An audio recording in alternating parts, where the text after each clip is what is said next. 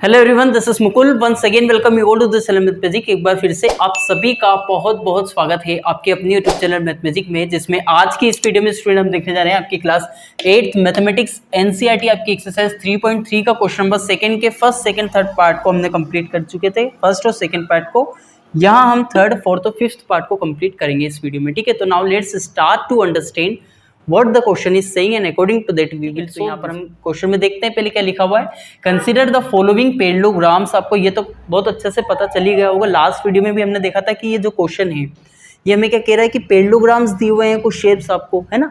Parallelograms के बारे में हम समझ चुके हैं पिछली वीडियो में, एक बार और अच्छे से मैं थोड़ा आपको समझा दूंगा कि पैरेललोग्राम्स क्या होते हैं। इसके बाद फिर यहाँ पर लिखा है कि आपको क्या करना है, इनकी वैल्यूज जो है किसकी, अननोन्स की। अननोन्स मतलब कौन से, हमारे एक्स वाई और जेड। यहाँ पर ये hello everyone, this is Mukul. Once again welcome you to this mathematic. एक बार फिर से आप सभी का बहुत बहुत स्वागत है आपके अपने यूट्यूब चैनल मैथमेटिक में, जिसमें आज की इस वीडियो में स्टूडेंट हम देखने जा रहे हैं आपकी क्लास 8 मैथमेटिक्स एनसीईआरटी आपकी एक्सरसाइज 3.3 का क्वेश्चन नंबर सेकंड के फर्स्ट सेकंड पार्ट को हम कंप्लीट कर चुके हैं ऑलरेडी इससे पहले वाली वीडियो में। इस वीडियो में यहाँ पर थर्ड फोर्थ और फिफ्थ पार्ट को देखने वाले हैं क्वेश्चन नंबर सेकंड को। तो पहले क्वेश्चन में क्या लिखा हुआ है अच्छे से पहले उसकी मीनिंग को अंडरस्टैंड करने के बाद में इन सब क्वेश्चंस को हम यहाँ पर सोल्व करेंगे। ठीक है, तो वैसे तो by the way already we have understood this, हम पहले वीडियो में समझ चुके हैं, एक बार फिर से अच्छे से देख लेते हैं। ठीक है, तो कंसीडर द फॉलोइंग पैरेललोग्राम्स। आपको यहाँ पर पैरेललोग्राम्स दिए हुए हैं। अब इन पैरेललोग्राम्स में आपको करना क्या है, find the value of unknowns. आपको ये जो एक्स वाई और जेड, यहाँ पर आपको ये एक्स वाई और जेड, यहाँ एक्स वाई जेड जो ये एंगल्स दिए हुए हैं, है ना, यहाँ पर ये एंगल्स के फॉर्म में है एक्स वाई जेड, तो इनकी वैल्यूज ही हमको फाइंड आउट करना है। मतलब ये कौन कौन से, यहाँ जो ये एंगल है तो इस एंगल की वैल्यू क्या होगी, जेड एंगल की वैल्यू क्या होगी, वाई एंगल की वैल्यू यहाँ पर क्या होगी, यहाँ पर एक्स की, है ना। इस तरीके से हम यहाँ पर एंगल्स को फाइंड आउट करेंगे। अब ये जो एंगल्स हैं हमारे 30, 80, 112, ये एंगल्स हमारे कौन से हो जाएंगे, नॉन हो जाएंगे। मतलब इनको हमें पता है, ये हमें पता है फिक्स रहेगा। अगर जैसे 80 डिग्री तो यहाँ पर 80 ही आएगा, है ना। यहाँ पर अब y की जगह पे क्या आ सकता है उसको हमको यहाँ पर फाइंड आउट करना है। तो now let's start to understand. तो हम यहाँ पर फर्स्ट पार्ट को देखते हैं, इसका मतलब ये थर्ड, ठीक है, थर्ड नंबर का हमारा आज का फर्स्ट पार्ट जो है उसमें क्या दिया हुआ है, यहाँ पर आपको x डिग्री एंगल दिया हुआ है, यहाँ y और यहाँ पर 30। तो यहाँ पर हम ट्राइंगल प्रॉपर्टी यूज़ कर सकते हैं, लेकिन वो कब, जब हमें दो एंगल दिए हुए हो तो हम तीसरा फाइंड आउट कर सकते हैं, है ना। लेकिन यहाँ पर हमें दो एंगल तो पता नहीं है, एक एंगल पता है। लेकिन अब यहाँ पर हम क्या करेंगे, ये जो इस तरीके से अगर एंगल बना हुआ रहता तो ये हमारा किस चीज़ को शो करता है, 90 डिग्री को शो करता। तो ये हमारा 90 डिग्री हुआ, ठीक है। अब ये 90 डिग्री हुआ तो हमारा x भी 90 डिग्री हो जाएगा। कैसे होगा, x is equals to 90 degree. वो कैसे होगा, क्योंकि बाय ये जो एंगल है वो इसके इक्वल हो जाएगा, और ये एंगल और ये एंगल आपस में क्या है, ऑपोजिट है, वर्टिकली, है ना। तो हम यहाँ पे लिख सकते हैं बाय वर्टिकली ऑपोजिट एंगल, ठीक है, ऑपोजिट एंगल की प्रॉपर्टी से। तो अब x जो है वो हमारा 90 डिग्री आ गया। अब हमें फाइंड आउट क्या करना है, y फाइंड आउट करना है, z भी करना है, लेकिन अभी पहले हम यहाँ y फाइंड आउट कर सकते हैं। क्यों, यहाँ पर हम क्या करेंगे, y plus 30 degree plus 90 degree equal to, आपको पता है 180 डिग्री होता है। मतलब किसी एक ट्राइंगल का एंगल का, तीनों एंगल का जो सम रहता है, जैसे ये a हुआ, है ना, ये एंगल b हुआ, ये c हुआ, तो a plus B plus C equals to कितना हो जाएगा, 180 डिग्री।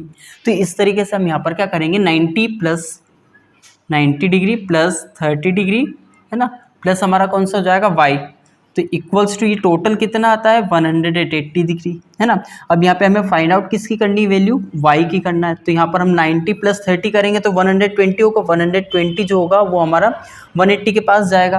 क्यों जाएगा, क्योंकि हमें यहाँ पर अलोन रखना है y को, मतलब अकेला रखना है यहाँ पे, ताकि so that we can find out the value of the y। तो y की जो वैल्यू आएगी वो हमारी कितनी निकल करके आ जाएगी, 60 डिग्री।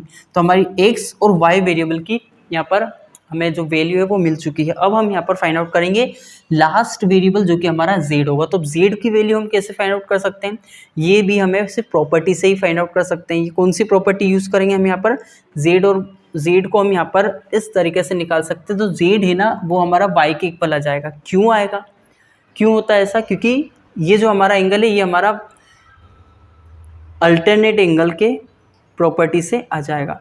मतलब इसको आप ऐसे देख सकते हो, ये एक पैरेलल लाइन है ना, ये आपस में दोनों क्या है, पैरेलल लाइंस।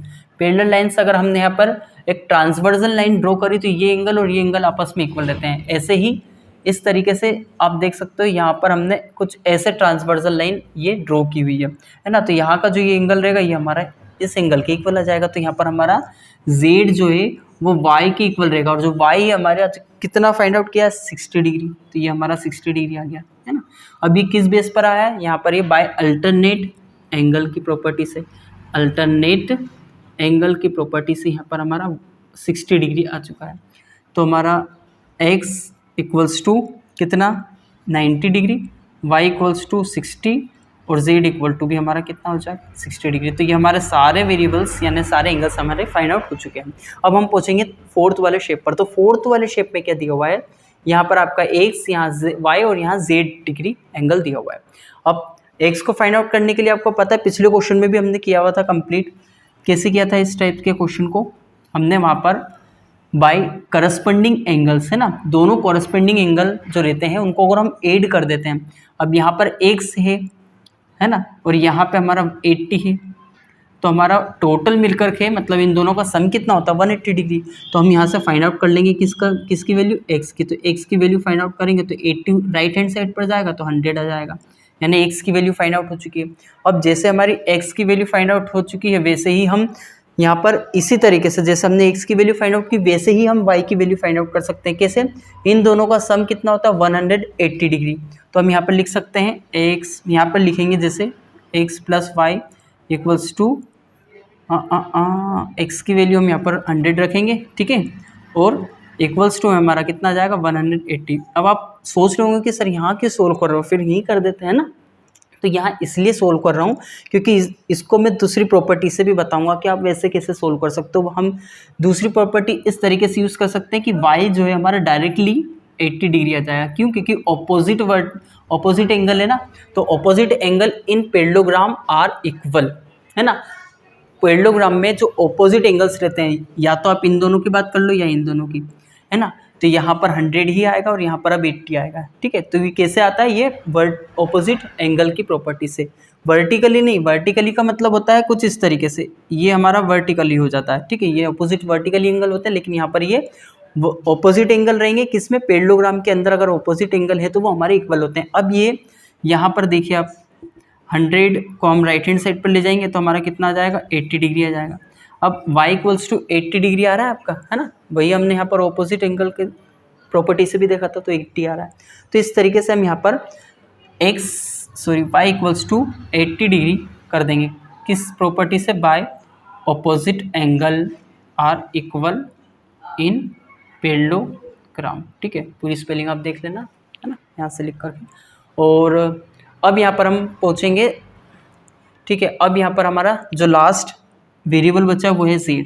अब z की वैल्यू कैसे फाइंड आउट करेंगे, z की वैल्यू फाइंड आउट करने के लिए आपको क्या करना होगा, लीनियर पेयर की हेल्प लेना होगा। मतलब लीनियर पेयर की प्रॉपर्टी क्या होती है कि पूरा एंगल हमारा ये कितना होता है 180। कैसे होता है, क्योंकि स्ट्रेट लाइन अगर है तो वो पूरा ऑब्वियसली 180 होगा।